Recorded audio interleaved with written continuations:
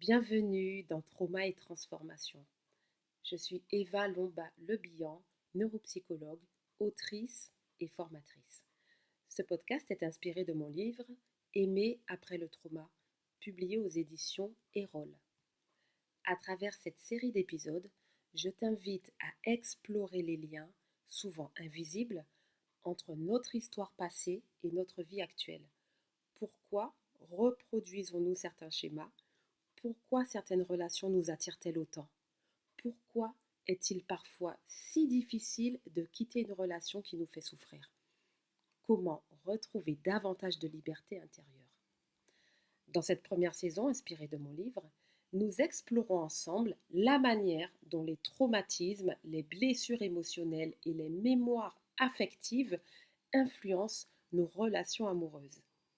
Si tu découvres aujourd'hui ce podcast, je t'invite à écouter les épisodes précédents afin que nous puissions suivre ensemble le fil de cette réflexion pas à pas. Et aujourd'hui, j'aimerais te parler d'une question douloureuse, une question que beaucoup de personnes se posent en silence. Pourquoi suis-je attirée par les relations qui me font souffrir? Peut-être as-tu déjà vécu cela. Une relation qui t'épuise, qui te fait pleurer, qui te fait douter de toi. Une relation faite de rapprochement et d'éloignement, de promesses et de déceptions, de moments merveilleux et de périodes extrêmement douloureuses. Et malgré tout, tu restes ou tu reviens encore et encore.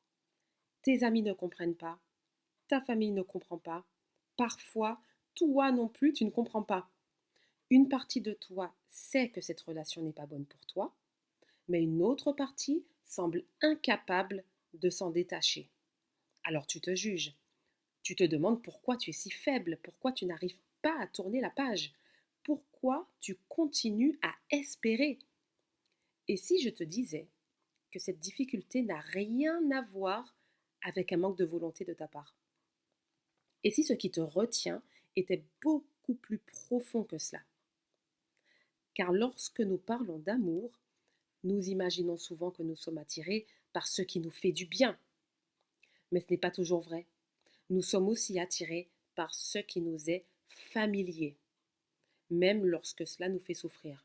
C'est une réalité difficile à comprendre et difficile à accepter, parce qu'elle nous oblige à regarder notre histoire autrement.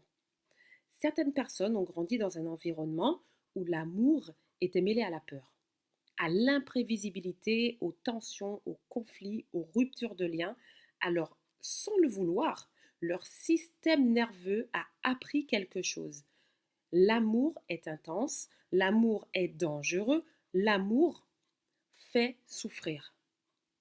Et plus tard, lorsqu'elle rencontre une relation qui reproduit cette intensité émotionnelle, qui reproduit cette association entre l'amour et la souffrance, alors là, quelque chose en elle reconnaît cela.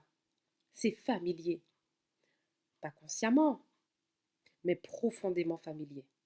Comme un langage déjà connu. Alors elle s'accroche. Même lorsqu'elle souffre, elle continue à s'accrocher. Parce qu'une partie d'elle continue à espérer que cette fois-ci, l'histoire se terminera autrement. Que cette fois-ci, elles seront enfin choisies.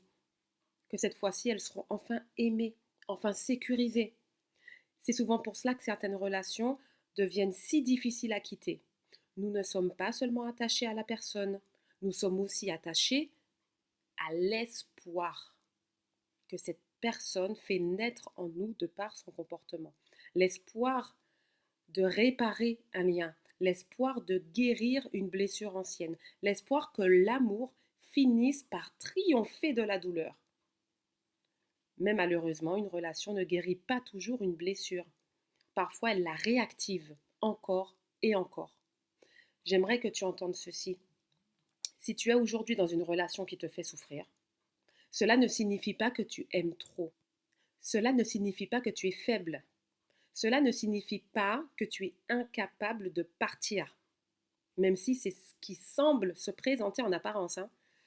Non, peut-être qu'une partie de toi cherche simplement, depuis très longtemps, un endroit où elle pourra enfin se sentir en sécurité. Et tant que cette quête reste inconsciente, cette quête qui appartient en réalité à une situation du passé, probablement de ton enfance, tant que cette quête-là reste inconsciente, elle risque de te conduire vers des relations qui ressemblent davantage à tes blessures plutôt qu'à tes besoins véritables. La bonne nouvelle, c'est qu'il est possible de sortir de cette répétition. Il est possible d'apprendre à reconnaître ce qui nourrit réellement ton cœur. Il est possible d'apprendre à distinguer l'amour de la souffrance, même si cela demande du temps, même si cela demande de la douceur envers toi-même. Aujourd'hui, j'aimerais te laisser avec cette question.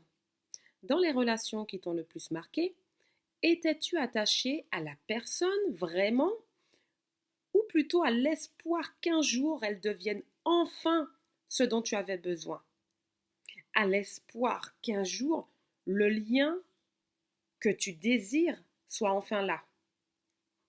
Prends le temps d'observer cela avec curiosité, avec bienveillance, sans jugement, car parfois, derrière les relations les plus douloureuses se cachent aussi les plus grandes opportunités de compréhension de soi. Dans le prochain épisode, nous allons découvrir une nouvelle perspective. Et si l'on pouvait apprendre à aimer autrement? Et si la sécurité affective n'était pas seulement un héritage de l'enfance, mais aussi quelque chose qui peut se construire tout au long de la vie? Je te remercie pour ce moment partagé. Si cet épisode a résonné en toi, n'hésite pas à le partager à une personne qui pourrait en avoir besoin. Et si tu souhaites soutenir ce podcast et m'aider à diffuser ces messages au plus grand nombre, je t'invite à t'abonner, à laisser un commentaire et à attribuer un maximum d'étoiles à l'émission. Ces quelques secondes de ton temps font une réelle différence et permettent à ce podcast de toucher davantage de personnes en quête de compréhension, de guérison et de transformation. C'est grâce à ces petits gestes que ce podcast peut continuer à grandir et à toucher celles et ceux qui sont en chemin. Si tu souhaites aller plus loin dans cette réflexion et vers des solutions concrètes, tu peux retrouver l'ensemble de ces thématiques dans mon livre Aimer après le trauma, publié aux éditions Erol. Je te retrouve très bientôt pour un nouvel épisode de Trauma et Transformation. Et d'ici là, prends soin de toi, prends soin de ton cœur et n'oublie jamais que derrière chaque blessure se cache aussi un potentiel de transformation. Et souviens-toi, comprendre son histoire n'est pas s'y enfermer, c'est commencer à s'en libérer. À très bientôt!